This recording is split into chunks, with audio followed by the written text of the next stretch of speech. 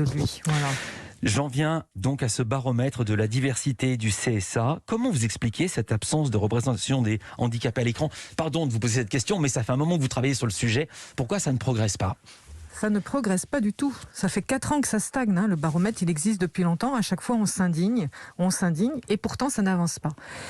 Pourtant, les médias, on les a mobilisés, puisqu'en décembre 2019, et j'étais déjà venue Je me souviens.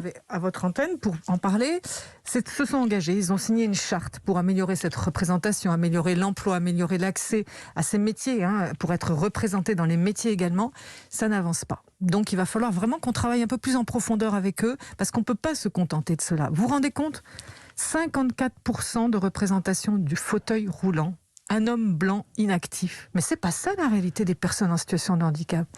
Elles sont très variées. Il y a énormément de situations que l'on peut représenter. Alors on m'objecte à chaque fois, oui, mais 80% des handicaps sont invisibles. Et alors ? On peut les faire parler, ces personnes, leur donner la parole. Donc il faut absolument qu'on change la donne. Alors ça fait des années que la situation n'évolue pas. Est-ce que la solution serait d'imposer des quotas?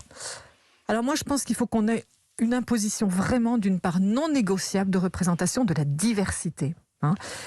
On a des moyens pour faire du sourcing de personnes en situation de handicap dans les emplois. Là, j'avais encore un journaliste aveugle qui me dit « j'ai envoyé mon CV partout, personne ne me répond ». Je le connais, c'est Geoffrey Lopez. Oui. Geoffrey Lopez, il a tweeté, il a dit « Je suis aveugle et journaliste. Depuis que j'exerce ce métier, je ne parviens pas à trouver ma place. Et après une centaine de candidatures, je me demande si je ne vais pas abandonner mon rêve de toujours. » Alors qu'on ne me dise pas qu'il n'y a pas des personnes en situation de handicap qui veulent faire ce métier. Parce que quand ils frappent à la porte, ils ne sont pas reçus. Donc il faut absolument qu'on reçoive en entretien. Après, ce sont des compétences qu'on recrute. On est bien clair là-dessus.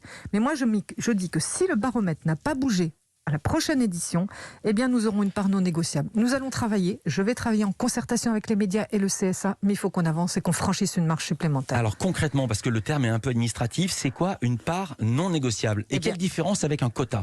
Alors, un quota, ça a une connotation que j'aime pas tellement. Ouais. Je vais vous expliquer. Par exemple, dans l'emploi des personnes handicapées, on a mis des quotas depuis 33 ans. On a mis 6% de taux d'emploi.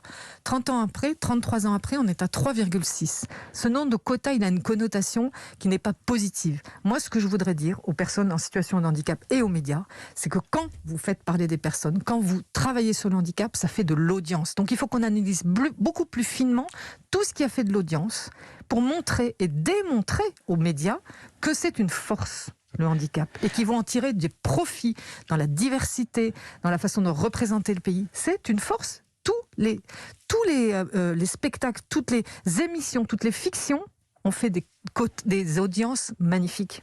Donc c'est ça qu'il faut qu'on analyse vraiment. La part de diversité, on a bien compris. Non négociée, ça veut dire quoi? Comment allez-vous vous y prendre? Eh bien, on va concerter. On va travailler dur cette année déjà pour préparer ça, parce que la charte a été signée par tous les médias. Donc maintenant, on va prendre point par point.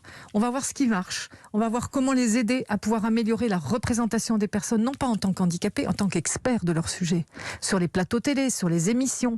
C'est ça qu'il faut qu'on fasse.